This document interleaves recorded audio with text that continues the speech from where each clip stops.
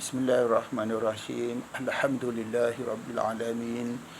Wassalatu wassalamu ala rasulina Muhammad wa ala alihi wa sahbihi ajma'in. Rabbi syrah li sadri wa yassir li amri wahlul 'uqdatam min lisani yafqahu qawli. Amma ba'du. Assalamualaikum warahmatullahi wabarakatuh. Alhamdulillah.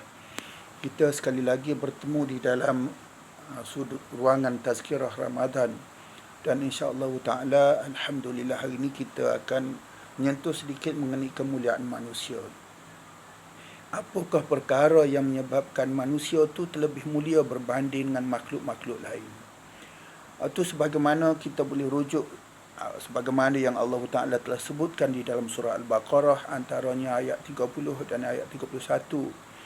وَإِذْ قَالَ رَبُّكَ لِلْمَلَائِكَةِ إِنِّي جَاعِلٌ فِي الْأَرْضِ خَلِيفَةً قَالُوا أَتَجْعَلُ فِيهَا مَن يُفْسِدُ فِيهَا وَيَسْفِكُ الدِّمَاءَ وَنَحْنُ نُسَبِّحُ بِحَمْدِكَ وَنُقَدِّسُ لَكَ قَالَ إِنِّي أَعْلَمُ مَا لَا تَعْلَمُونَ وَعَلَّمَ آدَمَ الْأَسْمَاءَ كُلَّهَا ثُمَّ عَرَضَهُمْ عَلَى الْمَلَائِكَةِ فقال أنبئوني بأسماء هؤلاء إن كنتم صادقين.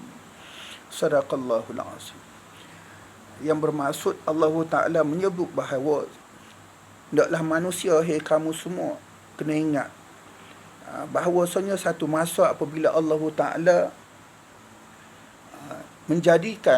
hendak menjadikan manusia ni, yakni Adam, sebagai khalifah di muka bumi. Bermakna makhluk yang mentadbir manusia, makhluk yang mentadbir bumi adalah manusia yang bangsanya bangsa Adam, dan dia dilantik sebagai khalifah. Dan khalifah ni yang bermaksud sebagaimana berkata Ibnu Abbas radhiyallahu anhu adalah yang menjalankan tugas tadbir Allah Ta'ala di muka bumi. Khalifah bermaksud adalah orang yang mentadbir sekalian alam mengikut hukum-hukum Allah Ta'ala. Itu maksud khalifah. Bermakna Allah Ta'ala menantik manusia sebagai khalifah di muka bumi, dengan makna bahawa Allah Ta'ala memberi amanah kepada bangsa manusia sebagai pentadbir di muka bumi mengikut hukum acuan Allah Ta'ala di atas muka bumi. Lalu ataja'alu fiha, maka lalu para malaikat bertanya balik. Dan siapa yang bertanya tu? Dan ada di sana ulama menyebut bahawa yang bertanya ataupun yang sebagaimana yang disebut oleh Abduha ataupun yang lainnya, itu yang disebut oleh Al-Hafidh Ibn Kathir di dalam kitab Bidayah wa Nihayah jilid 1, bahawa makhluk yang mula-mula sekali membandingkan ataupun mentakwil perintah Allah Ta'ala supaya sujud pada Adam adalah iblis. Maka yang bermaksud yang berkata mereka itu ataj'alu fiha may yufsidu fiha wa yasfiku dima adalah iblis. Maka berkata mereka, dikata, wahai Allah, tidakkah engkau menjadikan, kenapakah engkau nak menjadikan manusia yakni Adam tadi sebagai khalifah di muka bumi, sedangkan mereka tadi senantiasa bertumpah darah, berbalah-balahan. Qalu, lalu Allah Ta'ala kata, Inni a'lamu ma la ta'lamun. Sesungguhnya aku lebih mengetahui daripada apa yang kamu tak tahu. Kenapa iblis berkata sedemikian? Bapa dia kata bahawa, bapa ya Allah, kamu nak jadikan manusia ni di muka bumi sebagai manusia yang suka makhluk yang suka bertumpah darah, yakni selalu melakukan kerosakan di muka bumi. Maka di sana kita boleh melihat sebagaimana yang disebut oleh Al-Hafidh Ibn Kathir di dalam Bidayahnya, bahawa Allah Ta'ala sebelum pada diturunkan Nabi Adam AS ke muka bumi, maka sebelum pada itu Allah Ta'ala melantik iblis, yakni Azazil, sebagai sultan di muka bumi, sebagai untuk membenteras makhluk di muka bumi yang tindakannya ganas, yakni ulama menyebut bahawa daripada bangsa jin. Maka iblis membandingkan persamaan jin dan juga manusia yang suka berbentuk, yang suka melakukan kerosakan dan kemusnahan di muka bumi. Perbandingan tadi adalah merupakan perbandingan yang mereka semua tidak mengetahui kelebihan manusia berbanding dengan kelebihan jin. Maka sebab itulah Allah Ta'ala kata, inni a'lamu ma la ta'lamun. Sesungguhnya aku ni terlebih mengetahui daripada apa yang kamu tak tahu. Bermakna walaupun manusia ni adanya sebahagiannya yang suka melakukan kerosakan.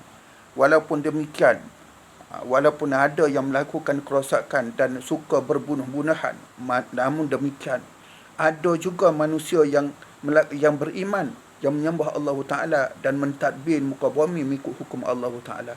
Maka sebab itulah Allah Ta'ala menurunkan para rasul, para nabi-nabi sebagai menyeimbangkan ataupun memberi panduan kepada manusia. Manakah jalan yang lebih baik, manakah jalan yang betul, manakah jalan yang membawa manusia kepada kesejahteraan. Yang ini panduannya sebagaimana panduan yang Allah Ta'ala buat mari mengikut acuan Rasul pada Rasul mereka. Lalu kelebihan manusia sebagai khalifah di muka bumi, maka Allah Ta'ala menyebut bahawa wa'allama Adam al-asma'a kullaha. Kemudian Allah Ta'ala menyebut Allah Ta'ala telah mengajarkan sekalian ilmu kepada Nabi Adam. Sekalian ilmu kullaha. Ulama menyebut bahawa kullaha tadi semuanya, semua perkara yang berupa keperluan manusia di muka bumi, termasuk pakaian, makanan, kediaman dan sebagainya. Maka tu kita boleh menafikan pandangan ramainya para ahli sejarah yang mengatakan bahawa manusia dahulu hanya hidup di dalam gua batu, pakaian pun tak erti nak buat, makanan pun tak erti nak buat, pakai ambil macam tu sahaja, makan makanan yang cara mentah dan sebagainya, dan kehidupannya seakan-akan kehidupannya yang cukup tidak layak sebagai seorang khalifah di muka bumi. Agak-agak adakah kita boleh terima pandangan yang sedemikian? Kerana Allah Ta'ala menyebut bahawa Allah Ta'ala mengajarkan sekalian ilmu kepada Nabi Adam AS. Maka mustahil manusia di muka bumi, yakni bangsa Nabi Adam AS, lahir ke dunia sebagai seorang manusia yang cukup hina, yang cukup melarat, yang cukup bodoh, yang cukup tak erti apa-apa. Nak buat baju pun tak erti, telanjang, sebagaimana yang telah digambarkan oleh ramai para sejarawan negara, termasuk dunia dan termasuklah kita, ahli sejarah kita di Malaysia. Maka tu sepatutnya kita rujuk balik Al-Quran. Kita buat kajian balik. Adakah benar semua tu? Sepatutnya dia ni kena rujuk balik. Pandangan yang sedemikian ada sebenarnya bercanggah daripada apa yang telah disebut oleh Al-Quran. Bermakna kullaha tadi kesemuanya, semua perkara. Sehingga kan apabila Allah Ta'ala menanyakan semua perkara tadi kepada para malaikat, maka para malaikat pun tak tahu. Malaikat pun tak tahu. Manusia Adam sahaja tahu. Maka bermakna ilmu yang diberi kepada Adam AS adalah layak sebagai khalifah di muka bumi, yang mentadbir di muka bumi. Dan cukup itu juga menunjukkan bahawa ianya sebagai satu bukti yang mencukupkan kita bahawa manusia sebenarnya dahulunya, manusia pertama dan seterusnya adalah manusia yang cukup bertamadun. Manusia yang cukup cerdik, pandai, semua perkara dah boleh buat apa-apa dah. Maka kita boleh menafikan pandangan para orientalis ataupun sebahagian sejarawan tempatan kita sendiri yang mengatakan bahawa manusia dahulu adalah bodoh dan seakan-akan kehidupannya seperti monyet, beruk dan sebagainya. Maka kita fikirkan bersama, mudah-mudahan dapat mengambil manfaat bersama daripada apa yang telah Allah Ta'ala sebutkan di dalam Al-Quran tersebut.